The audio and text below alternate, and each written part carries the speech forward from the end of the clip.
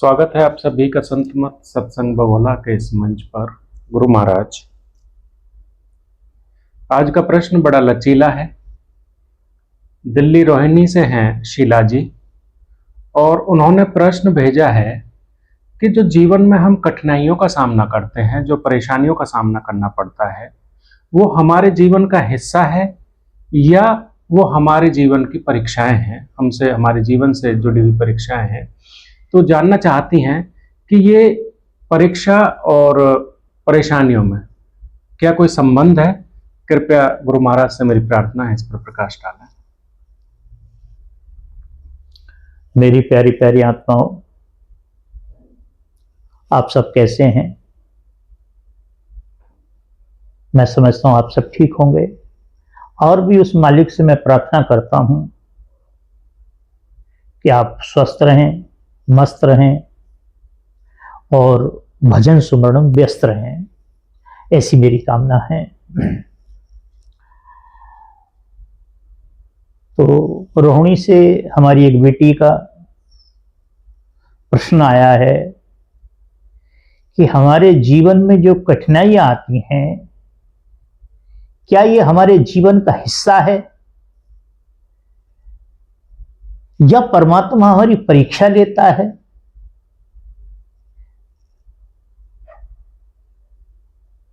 मतलब इसमें से हमें एक निर्णय करके दें, सही क्या है? परीक्षा सही है या वो हमारे जीवन का पाठ है? पाठ है तो क्यों है? तो मैं प्रयास करूंगा कि किसी महापुरुष से या किसी से आपकी बात को प्रमाणित करूं। तो बेटा, इसमें हमें यह समझना पड़ेगा कि जीवन है क्या। जीवन है क्या?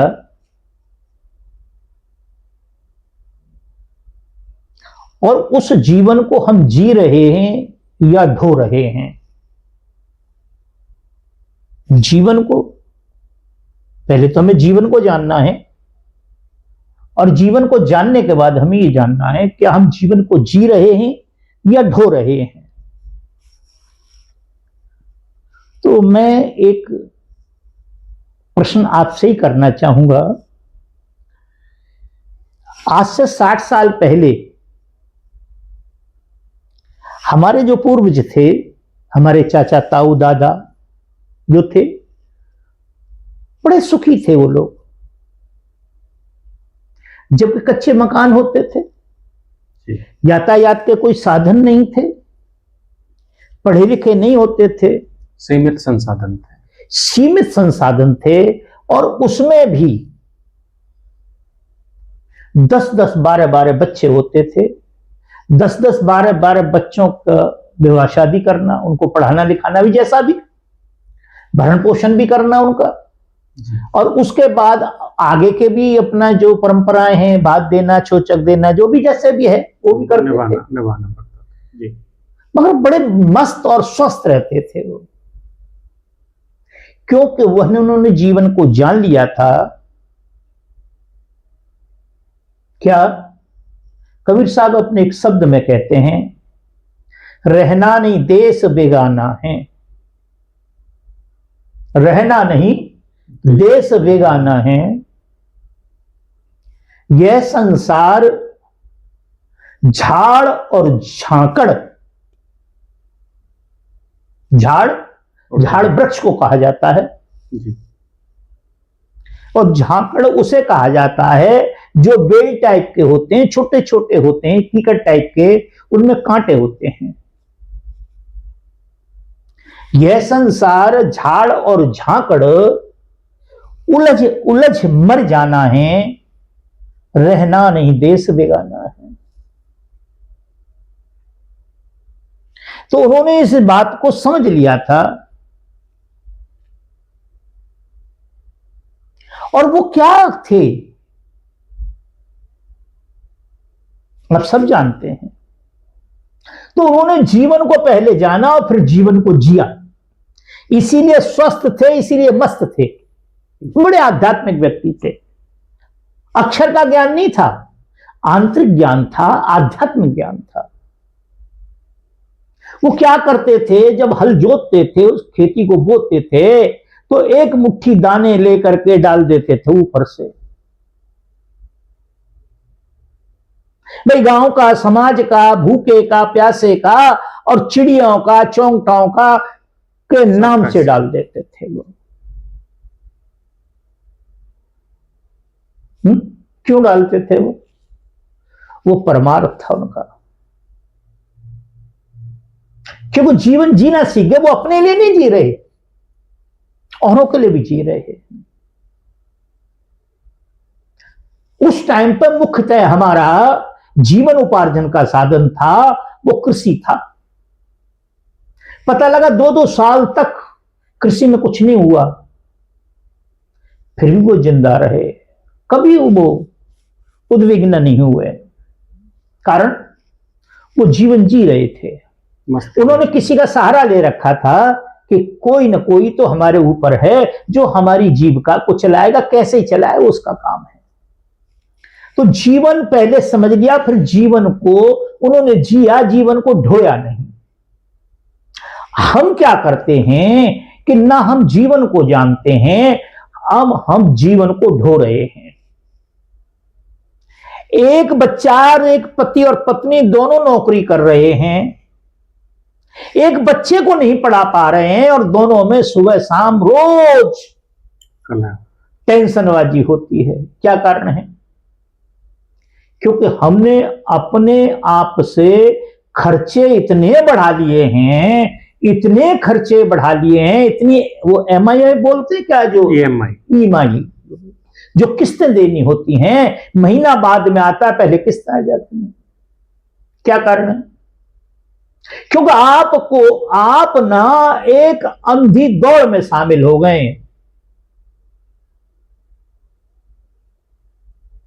हमने अपने बच्चे का भविष्य बनाना है, इसको स्टैंड करना है। क्या करना है? इसको स्टैंड करना है। हमको भी स्टैंड होना है, और स्टैंड होने के चक्कर में आप इतनी बड़ी गलती कर चुके हैं। अपने बूढ़ों की बात, अपने बुजुर्गों की बात न मान करके जीवन जीने की बजाय जीवन ढोना चालू कर दिया आपने। क्या उन्होंने हमारा भविष्य नहीं बनाया? पिछले वालों ने। हमने क्या किया कि उनको वहां से, भाई तुम क्या जानते, कुछ नहीं जानते। माता पिता की और अपने पूर्वजों के विचारों को हमने छोड़ दिया और अनर्गल बातों में लग गए। क्या शराब पीते आए थे आप? नहीं ना। चाय पीते आए थे आप? नहीं, वो दूध पीते थे, वो तो चाय नहीं पीते थे। क्या वो क्लब जाते थे? नहीं जाते थे। अपने गांव में, देहात में इधर उधर भागवत रामायण होती थी, नौटंकी वगैरह होती थी, वही उनके साधन थे। हुक्का पीते थे, 5 रुपए की तंबाकू 6 महीने के लिए होती थी। आप 50 रुपए की सिगरेट पी रहे हैं, आप दारू के साथ नॉनवेज भी खा रहे हैं, हत्या कर रहे हैं आप। बुजुर्गों ने बहुत पहले कह दिया, शराब, शबाब और कबाब। शराब पीने के बाद स्त्री की आवश्यकता होती है और उसके बाद मांसाहार की आवश्यकता होती है। मैंने तो देखा हमारी बेटियां क्लबों में जा रही हैं, मैं कई बार देखता हूं, अन्य पुरुषों के साथ नाच कूद कर रही होती, शराब पी रही होती हैं। भाई क्या ये परमात्मा ने दी आपको ये चीजें? परमात्मा ने तो आपको खेत दे दिया,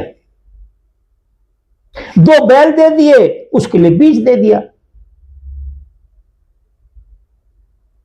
अब उसमें बीज डालने के बाद कुछ किया ही नहीं आपने। अब परमात्मा को दोष क्यों लगाते हैं? तुलसीदास जी कहते हैं कि जो न तरे भवसागर, जो इस भवसागर से नहीं तर पा रहा है, भयरूपी सागर, भव सागर कहीं और नहीं है। जो तरे भव सागर नर समाज अस पाए, मनुष्य का शरीर पा करके भी यदि नहीं कर रहा है, काल ही कर्म ईश्वर मिथ्या दोष लगाया। क्या कर रहा है? वो व्यर्थ के दोष लगा रहा है। अब रही बात ये तो मैंने आपको बता दिया आपका जीवन, क्योंकि आपने अपने आप में इतने खर्चे बढ़ा लिए हैं, वही आपके परीक्षाओं का कारण बन रहे हैं। बच्चा पढ़ा लिया आपने, अब बच्चा आपकी बात नहीं मानता है। बहू ने शर्त रख दी है, बुढ़िया रहेगी तब तक मैं नहीं रहूंगी। और तो कितनी शर्म की बात है, मैं ऐसे ही बोलता हूं। कुत्ता अंदर, माता पिता बाहर। कुत्ते से प्रेम करो, वो बाहर की चीज है। रोटी खिलाओ, पानी पिलाओ, दूध पिलाओ, उसे जो चाहो करो, उसकी खूब सेवा करो, मगर माता पिता का दर्जा मत दो उसे। वो फ्री के दो नौकर हैं आपके माता पिता, हमेशा आपके उन्नति की कामना करते रहते हैं, आपके भविष्य की कामना करते रहते हैं। उनकी यही कल्पना होती है और कोई दूसरी कल्पना नहीं होती है। अगर यह जीवन निरंतर चल रहा है आपका, जन्म से लेकर लास्ट तक, कई बार ऐसा होता है, तो आप ये समझें कि ये आपके जीवन में सम्मिलित है। परमात्मा पूरे जीवन आपकी परीक्षा नहीं लेता है, वो तो प्रारब्ध के अनुसार जो पिछला कर्म था उसके आधार पर आपको बना दिया गया हिसाब किताब। अब रही परीक्षा की बात, तो यह बात भी सत्य है, परीक्षा तो ली जाती हैं, क्योंकि आप पेपर में बैठेंगे तो आपके हिसाब से तो वो प्रश्न नहीं आएंगे, वो तो बड़े टफ आएंगे, इसलिए तो पढ़ते हैं आप। कोई फेल होगा, कोई पास होगा, यही परीक्षा है।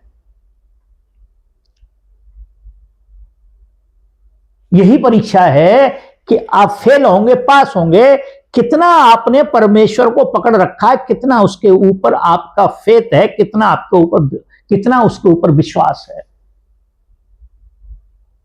आप परीक्षा दीजिए, वो परीक्षा लेने वाला भी अपने आप में शर्मिंदगी महसूस कर ले, वो भी थक जाए आपकी परीक्षा लेते लेते, तो आपको समझ लेना चाहिए कि हम पार हो गए। राम की परीक्षा ही तो हुई। आप उन्हें परमेश्वर कहते हैं, मैं परमेश्वर नहीं कहता, मैं महापुरुष कहता हूं।